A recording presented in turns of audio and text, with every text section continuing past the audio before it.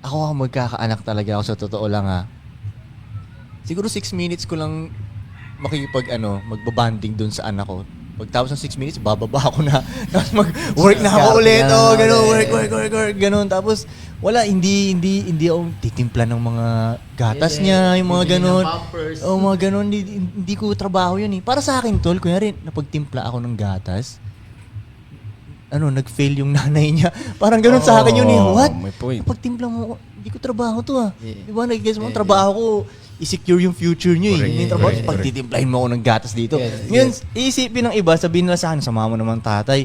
Hindi ah. Di ba yun ang sabihin nila? Hindi no.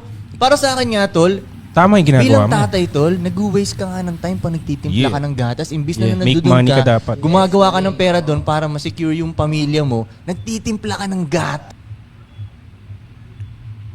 Upaw ay buot. Upaw ay buot.